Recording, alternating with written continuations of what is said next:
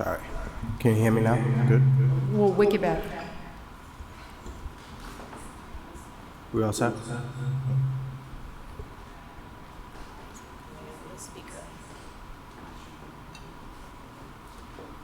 All set?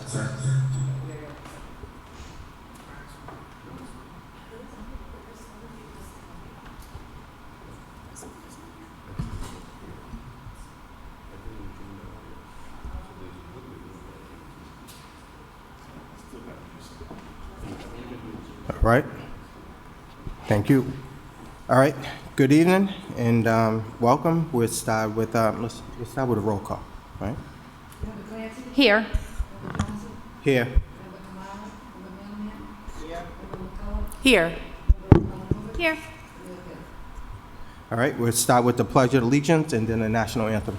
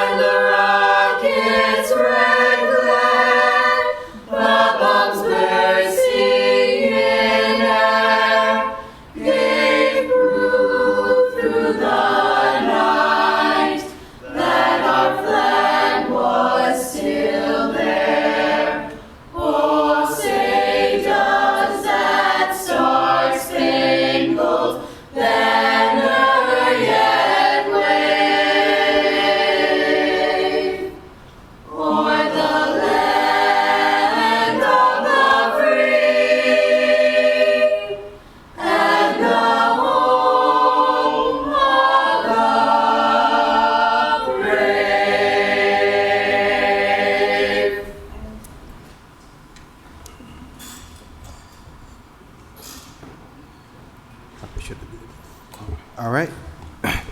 So we will start with GB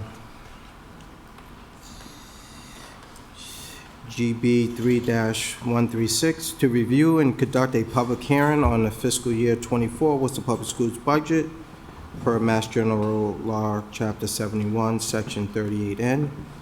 Madam Superintendent. Thank you, through the chair. So tonight is our public hearing of our budget. We have Mr. Allen presenting overviews of the budget for the 23-24 fiscal year. And just a reminder to the committee, the budget is really showing, the purpose of a budget is to put the fiscal resources to what are most important for our schools to move forward. So what you will see in the budget and in the budget presentation is the use of the themes from the listening and learning tour to guide how we would allocate any new funds that we are receiving, as well as existing funds to repurpose them. If you'll recall, early May for the report of the superintendent, I shared with you what we're calling our Tier 1 supports that all schools need, in addition to the smaller class size and the supports, the administrative oversight, those things that are already in place. What you'll hear in this budget is work around or supports, fiscal support and for safe and secure schools, a lot of support in the area of well-being, both through resources and services, intervention supports to help our scholars really excel academically, some focus on family and community engagement. Last night was our first family and community roundtable. The families are very much excited to really be a part of Worcester Public Schools and strengthen that partnership. some work in innovative practices as we move to be future-ready schools, future-ready district, and then finally, really opportunities for our educators to continue to learn with and from each other what the research refers to as collective efficacy. So I want to thank Mr. Allen and his team for their diligence in making our priorities for the district come to fruition. Mr. Allen. Through the chair, thank you and good evenings. The FY24 budget was released and posted on our district website on May 12th, and this is a presentation that will cover some of the decisions and recommendations that are included in the budget book.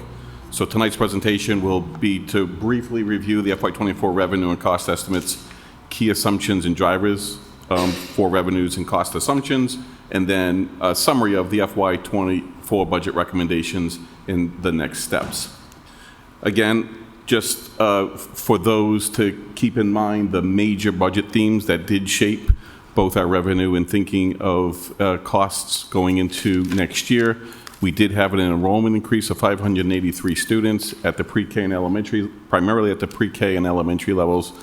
We did see our other peer districts have enrollment decreases, so, and I think we were about 1/4 of the state enrollment increase. So that did lead to an increase in foundation budget funding for next year.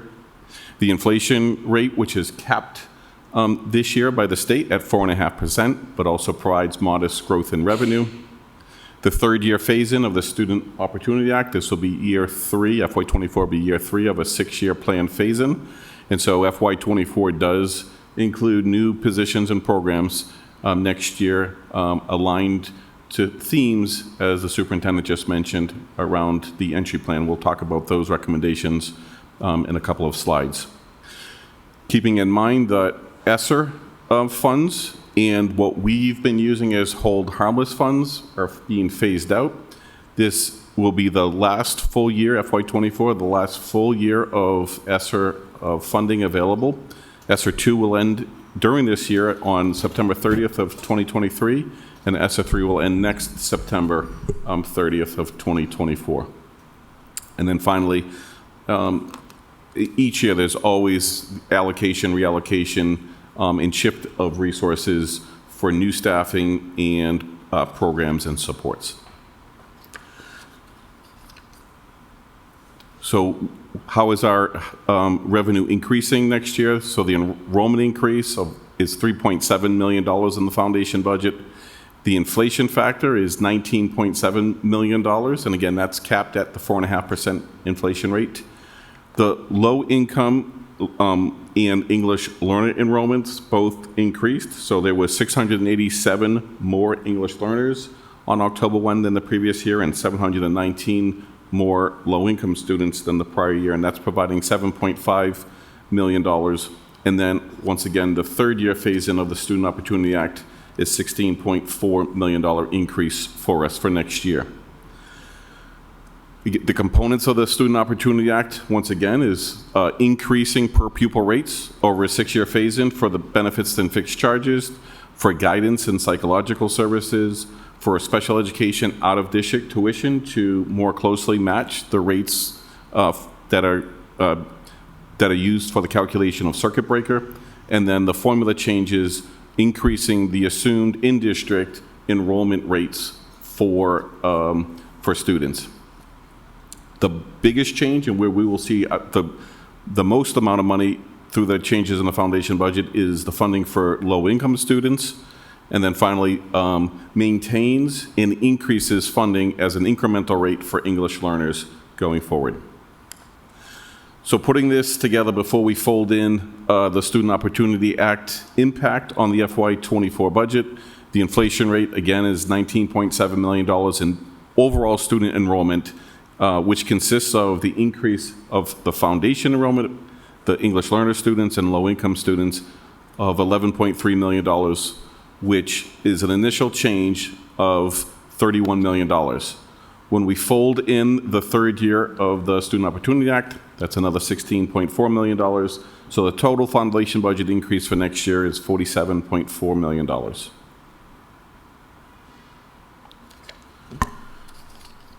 So we've, as we discussed, Stephen, the other night at the joint committee meeting with the City Council's Education Committee, looking at where we are making progress towards filling the gaps of the Student Opportunity Act.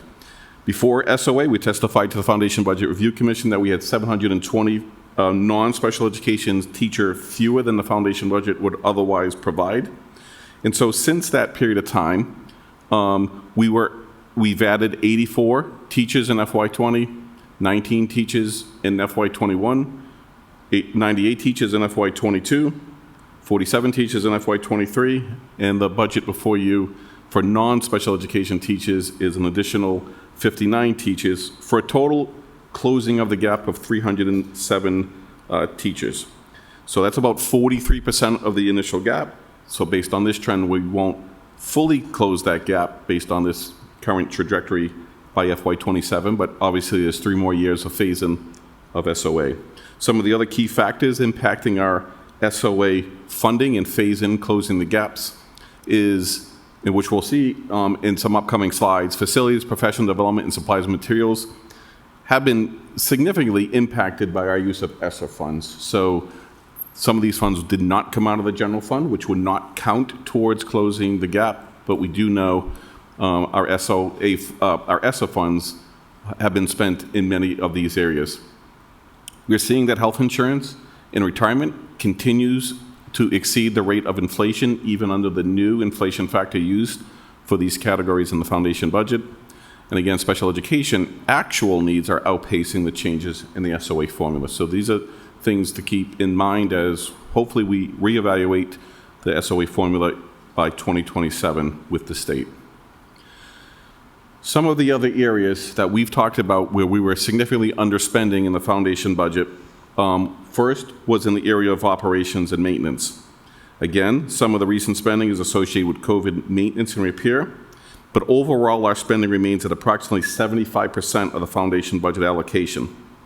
With regards to administration, this includes the amount that the City of Worcester is allowed to charge for administrative services. We're about 20% below the foundation budget allocation in FY24. Perhaps the 2 biggest areas, and again, we've made significant purchases through ESSER funds, is in the area of instructional materials and professional development. You can see there is still a significant gap in both of these areas based on what the foundation budget provides and what we've actually spent. You can see, for example, in instructional materials, an FY20 increase, a spike, which would have been the purchase of Chromebooks as we were going into COVID. And again, we've also made purchases of Chromebooks, significant investment of Chromebooks through CVRF and ESSER funding. So again, they're not necessarily reflected here, but we were able to make those purchases. The FY24 general fund budget, which is the budget we'll begin reviewing on June 1st, reflects a $46.4 million increase in Chapter 70 in city contribution. But from that amount, we have to deduct the amounts for charter school tuition, school choice tuition, and state special education assessments, and that totals $1.6 million. So the total general fund budget increase for those public schools will go from $417.8 million to $462.7 million, which is a 44.9% increase, or 10.7% over the prior year. It's important to note that we can see that 90% of the increase in funding is from state funds. That's exactly what was the intention of the SOA formula, and it's bearing out here as the per pupil rates are increasing. The vast majority of our funds are coming from state aid. As the school committee is aware, we hold resource allocation meetings with all of our schools and programs. These were concluded in March and then led to our using those requests and justifications to develop the FY24 budget recommendations. Those included $22 million in staffing increases, significant discussions around facilities improvements, funding for instructional supplies and technology, and training and staff development. Our ESSER plan will be fully phased out by September 30th, 2024. And the FY24 allocation is consistent with the plan that we developed back in 2021 around using funds for the Student Opportunity Act Bridge funds. That is 1 year in advance of the actual receiving of those funds. The learning loss initiatives, the technology spending, COVID-related spending, ventilation system upgrades and maintenance, and the purchase of school buses. The key areas of impact for FY24, again, is student enrollment is something that we'll have to pay close attention to coming into this October 1 to see if our enrollment is maintained, increasing. Again, in light of our peer communities still seeing sustained enrollment decreases. We are coming off of 3 consecutive years of enrollment decrease. We're still 1,100 students fewer than we were pre-COVID. The kindergarten enrollment, we seem to be getting closer back to the expected levels based on birth rates of 5 years previous. The enrollment bubbles and shifts that occur and staffing that's associated with those shifts are reflected in the FY24 budget. How we're using our initiatives of SOA and our new strategic plan work to inform these budget decisions. As we said, there's always new programs that are needed on an annual basis, and we'll discuss some of those in the upcoming slide. Phasing out of COVID-related expenses from our ESSER money. The ESSER required intervention and acceleration will be wrapping up again next summer of 24. The impact that health insurance, retirements, and utilities continue to have on increasing costs and impact on our budget. Space and program needs that we've been discussing and will continue to evaluate going forward. Funding to support the new student information system, Infant Campus, WEA-TV, and the city's new financial system, Workday, will require funding with regards to people, time, training, and materials. We'll be receiving the results of the school safety audit within the next couple of weeks, making a presentation to the school committee of those major findings, and then addressing those through a prioritization basis next year. Again, the facilities needs, deferred maintenance, ongoing capital needs, and just general maintenance reflected in the FY24 budget, an increase in spending in this area. To what extent we can close our staffing shortages across the board from cafeteria employees, custodians, teachers, and instructional assistants to actually provide the full level of services that are budgeted in the FY24 budget. And once again, the ESSER phase out and SOA phase in will be the balance over the next 3 years. So with that, as the superintendent mentioned, the FY24 budget recommendations are aligned to the listening and learning themes that came out of her entry plan, which includes acquiring and retaining talent, equitable resources and educational programs, wellness and mental health, communication and ongoing engagement, climate and culture, and modernized and safe facilities. So the recommendations included in the FY24 budget before you is the FY24 budget funds all contractual and inflationary increases, including salaries, health insurance, retirement, utility, and tuition assessments. It adds 228 positions, which includes 75 teachers and 25 instructional assistants.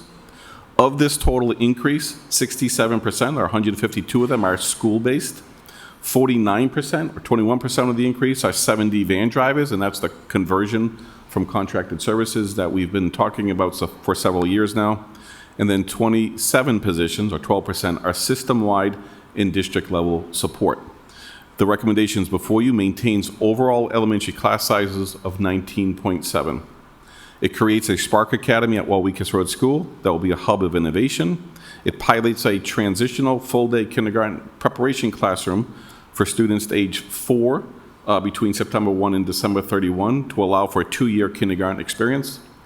Increases funding for school safety to address the recommendations in the forthcoming school safety audit by $1.25 million. Adds 14 secondary teachers. Within this amount is the additional teacher to support dual language at Burncoat High and Burncoat Middle. It adds 10 special education teachers to address programmatic needs and enrollment adjustments, and also adds 4 ABA coordinators. It adds 10 ESL teachers to address the increased multilingual learners in the district. It adds 3 Chapter 74 teachers to start developing programs, curriculum for when the new school opens in the 24-25 school year. It adds 6 preschool teachers and 12 instructional assistants to address growing enrollment in the pre-K grade level, and adds funding for furniture for those classrooms. It adds 20 wraparound coordinators, although be funded out of the Title I budget, to provide a position at all schools within the district. It adds 3 school adjustment counselors to achieve an approximate 250 to 1 student to counselor ratio, and adds 5 school psychologist positions to assist with workload balances. Also adding 2 school nurse and 2 CNAs to provide additional support and coverages to schools. Increases building maintenance, repairs, and environmental management by $1.9 million. Adds 4 dean of students at Burncoat High, Doherty, Worcester Tech, and South High. This is in addition to the position that was added at North High this year. Adds 8 climate and culture specialists, again at those same schools. This is in addition to the climate culture specialists added this year. Adds 5 BCBA positions to support ABA services and address student behavioral issues. Increases funding for middle school sports, and adds coaching positions for indoor and outdoor track at the high school level. So that is a very quick summary of the recommendations, the major recommendations included in the FY24 budget. School committee will conduct the budget deliberation process on June 1st and 15th. The city council will have our budget hearing on May 30th, all with the start of the new fiscal year on July 1st. So with that, we turn back to the school committee for the public hearing. Thank you, Mr. Allen. Appreciate it. So we will start with public hearing in regards to the budget. I don't see anyone here. Is there anyone online?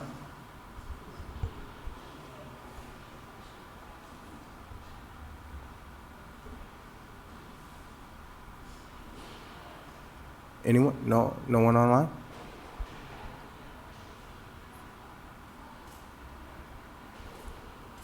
No? All right. Looks like we will end. So look to adjourn the meeting. Roll call. Member Clancy? Yes. Member Johnson? Yes. Member Kamara? Member Mailman? Yes. Member McCullough? Yes. Member O'Connell-Novick? Yes. And Mayor Petty. Thank you all. Good night.